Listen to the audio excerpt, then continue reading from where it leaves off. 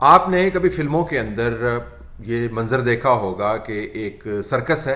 اور سرکس کے اندر جو پنجرے ہیں یا اس کا جو نظام ہے وہ درم برم ہو جاتا ہے، وہ کھڑا کر کے گر جاتا ہے، اور اس کے بعد جب پنجروں کی دیواریں گرتی ہیں تو اس کے جانور جو ہیں ایک دوسرے کے اوپر حملہ آور ہو جاتے ہیں۔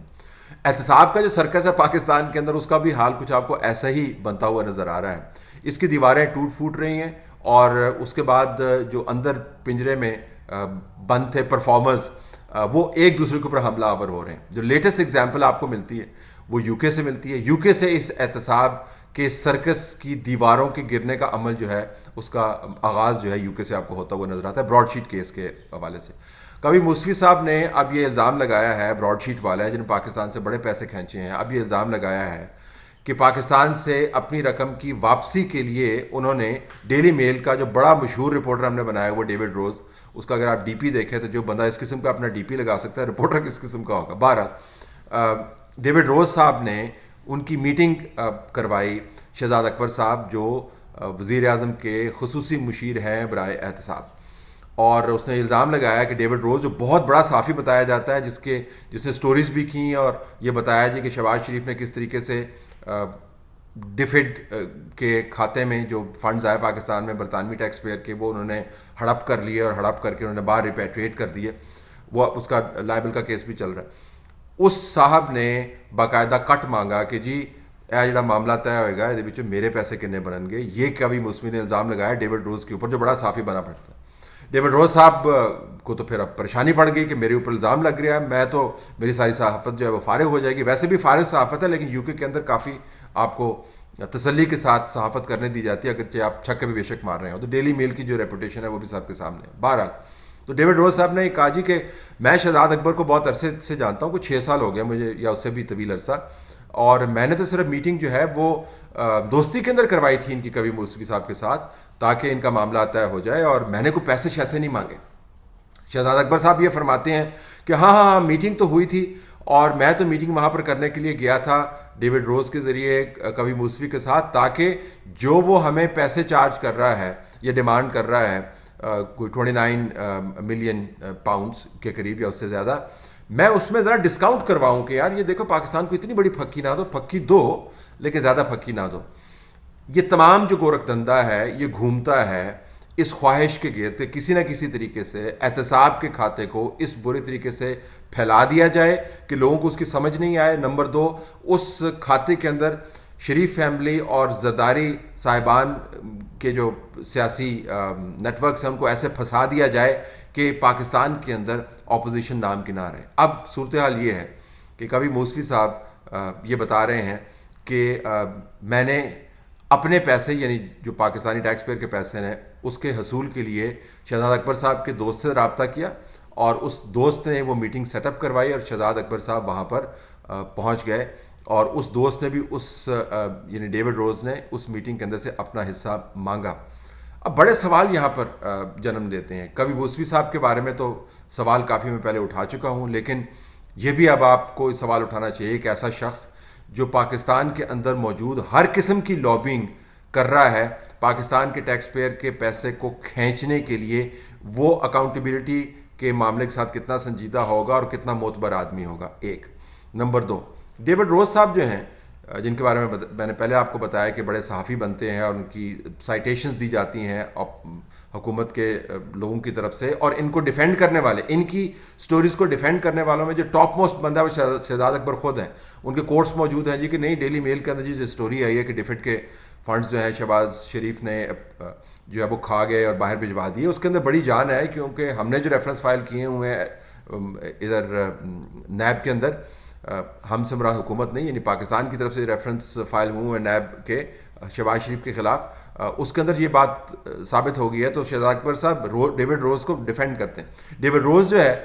وہ ایک ایسا صحافی ہے جو دھندا کرتا ہے، جو پیسے پکڑتا ہے اور سٹوریاں کرتا ہے، تو اس سے آپ کو اندازہ ہوگا کہ اس کی سٹوریاں کرتا کون تھا اور سٹوریاں ممکنہ طور پر ان سے کروائی کیسے جاتی تھی۔ ظاہر ہے شہزاد اکبر صاحب کے ساتھ ان کی دوستی ہے، تو امکان ہے، میں الزام نہیں لگا، امکان ہے کہ شہزاد اکبر صاحب نے دوستی کے اندر کوئی معلومات ان کے ساتھ شیئر کی ہوں اور اس کی بنیاد پر سٹوریز کی گئی ہوں۔ ڈیوڈ روز جو ہے وہ بے پناہ اس کی ایکسیس ہے پاکستان کے اندر. وہ یوں آتا ہے اور جس طرح کبھی موسوی صاحب کے ریپرزینٹیوز جو ہیں وہ براڈ شیٹ کا نیا ایگریمنٹ کروانے کے لیے اپنے بندے یہاں پہ بھیجا کرتے تھے اور وہ یوں گھومتے ہوتے تھے. ڈیوڈ روز یوں پاکستان کے اندر گھومتا ہے, کبھی پرائم منسٹر ہاؤس کے اندر جا رہا ہے, کبھی ایسے بندوں کے ساتھ بات کر رہا ہے جہاں پر آپ کی اور میری ایکسیس تو ہو ہی نہیں سکتی. تو ڈیوڈ روز صاحب بنیادی طور پر دھندا کرتے ہیں کبھی موسوی کے بیان کے مطابق. تو ڈیوڈ روز کو بھی فریم کر لیا, کبھی موسوی کو بھی فریم کر لیا. اب آ جائیے شہزاد اکبر صاحب کی طرف. شہزاد اکبر صاحب فرماتے ہیں کہ میں تو وہاں پہ گیا تھا وہ جرمانہ کم کروانے کے لیے جو کبھی موسوی صاحب پاکستانی ٹیکس پیئر کو ٹھوک رہے تھے. تو بنیادی سوال یہ ہے کہ نمبر 1, یہ چاچا خام خواہ کیوں بنتے ہیں ہر جگہ کے اوپر؟ اسپیشل اسسٹنٹ جو ہے وزیر اعظم کا, نہ اس کی کوئی منسٹیریل پوسٹ ہے, نہ اس کی کوئی اتھارٹی ہے, اس نے ایڈوائز کرنا ہے. یہ چاچا خام خواہ جو ہیں یہ پاکستانی حکومت کے بہاف کے اوپر جا کر لندن میں میٹنگز کیوں کر رہے ہیں, نیگوشیٹ کیوں کر رہے ہیں؟ مبینہ طور پر جو الزام لگایا گیا ہے کہ معاملات کو طے کرنے کے لیے ان کا جو دفاع ہے, چلے اس کو بھی لے لیتے ہیں کہ میں نے جرمانہ کم کروانا تھا. اس کے بعد ان کے پاس مینڈیٹ کیا تھا؟ پہلا سوال تو یہ بنتا ہے. نمبر 2, نیب کا معاملہ ہے اور دوسری طرف براڈ شیٹ والے موجود ہے. تو نیب ایک انڈیپینڈنٹ ادارہ ہے جو ہم سن کے ہمارے کان پک گئے ہیں, اور اب یہ ظاہر ہے اب جو ایویڈنس ہے اس کے بالکل اگینسٹ ہے, تو سناتے رہتے ہیں, کان پکتے رہتے ہیں, لیکن یقین ظاہر اب نہیں آتا, ایویڈنس بڑا واضح ہے کنٹری. تو نیب ایک انڈیپینڈنٹ ادارہ ہے.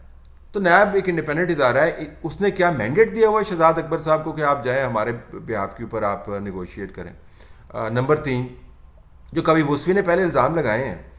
اس کے اندر تو آپ دیکھیں وہ کہتے ہیں جی کہ جو بندے آ کے ہم سے نیگوشیٹ کرتے رہے پاکستان سے وہ کٹ مانگتے رہے ہیں ہم سے, جس طرح ڈیوڈ روز کٹ مانگ رہا تھا ان کے بیان کے مطابق, وہ ہم سے پیسے مانگتے رہے ہیں. انہوں نے تو باقاعدہ نام لیے ہیں, انہوں نے ساتھ رینکس بھی بتائے ہیں, اور یہ بھی انہوں نے بتایا ہے کہ میٹنگز وہاں پر فکس کون کرواتا تھا. تو اس سے آپ کو اندازہ ہوتا ہے کہ شہزاد اکبر صاحب کی جو پوزیشن ہے وہ کتنی پریکیریس ہے. لیکن at the same time Shahzad Akbar صاحب کے پاس بہت طاقت موجود ہے.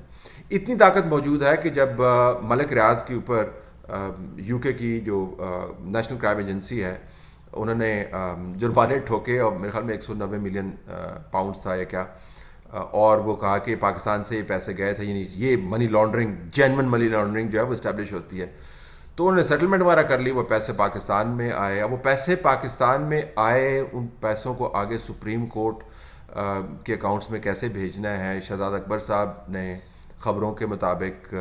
باقاعدہ کابینہ کے ایک میٹنگ کے اندر بطور ایجنڈا آئٹم اس چیز کو انٹروڈیوس کروایا. ٹیکنیکل چیز ہے ذرا, لیکن میں آپ کو بتا دوں کہ کسی اسپیشل اسسٹنٹ کی یہ مجال نہیں ہے, کانسٹیٹیوشنل اتھارٹی نہیں ہے کہ وہ ایجنڈا آئٹم کو وہ سیٹ اپ کروائے. اور کہا گیا کہ وزیر اعظم کی اسپیشل ریکویسٹ کے اوپر ایک خصوصی لفافہ جو ہے, بند لفافہ پیش کیا گیا, جس کے اندر وہ قومی سلامتی کا راز موجود تھا کہ جی ملک ریاض صاحب کی طرف سے جو پیسے واپس آئے ہیں پاکستان میں ان کا مستقبل کیا ہے. اور وہ راز جو ہے ابھی بھی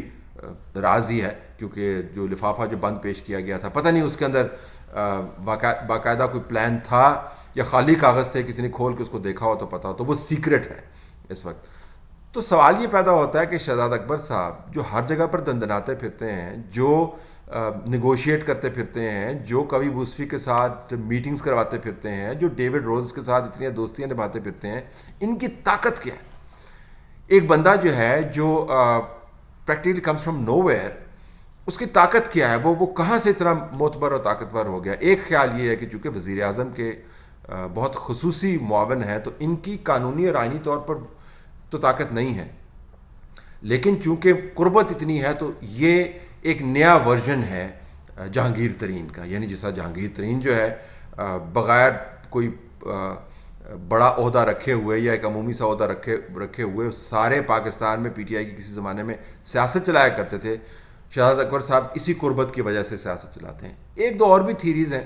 کہ شہزاد اکبر صاحب کے جو لنکس ہیں وہ عمران خان تک محدود نہیں ہیں,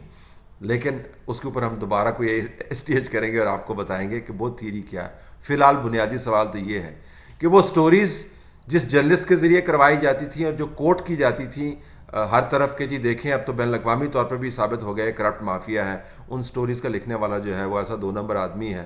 کبھی موسوی کے بیان کے مطابق کہ پاکستانی ٹیکس پیئر کا پیسہ کھینچنے کے اندر معاونت کرتا ہے اور اس کے اندر سے اپنا کٹ مانگتا ہے. کبھی موسوی جو براڈ شیٹ چلاتا ہے, اور براڈ شیٹ کے کو عمران خان صاحب ایسے کوٹ کر رہے تھے چند ماہ پہلے تک کہ جیسے بہت بڑی مستند تنظیم ہے، وہ بندہ ایسا ہے، وہ آپ کو بتا رہا ہے کہ پاکستان سے جو بھی بندہ میرے پاس آیا وہ پیسے طلب کرتا تھا نواز شریف اور شہباز شریف اور زرداری صاحب کے اثاثوں کی کھوج کے حوالے سے جتنے بھی پیسے ہیں. شہزاد اکبر صاحب جو ہیں وہ چاچا خام خواہ ہیں، آپ کو ہر جگہ پر وہ نظر آتے ہیں. تو بڑا سوال یہ ہے کہ اس تمام سرکس کو بیک اینڈ کے اوپر جوڑنے والی کیا چیز ہے؟ دیکھیں بنیادی بات یہ، کبھی بوسفی پیسے بنانا چاہ رہا ہے، ڈیوڈ روز پیسے بنانا چاہ رہا ہے، اور ظاہر ہے جن لوگوں کے ساتھ وہ آپریٹ کر رہے ہیں اور کنیکٹ کر رہے ہیں وہ بھی پیسے ہی بنانا چاہ رہے ہوں گے. تو یہ جو سرکس ہے، طرح طرح کی کہانیاں جو ہیں سامنے آ رہی ہیں. جو سٹیج لگا کرتا تھا، جو کسی وقت آپ کو بڑے مزے کا لگتا تھا، بچوں کو لے کے جاتے تھے اور دیکھتے تھے اور محظوظ ہوتے تھے، وہ سٹیج جو ہے ایک بہت ہی بھیانک نظارہ پیش کر رہا ہے. اس تمام جو گھڑمس مچا ہوا ہے، اس تمام ہڑبونگ کے اندر، اس تمام لڑائی کے اندر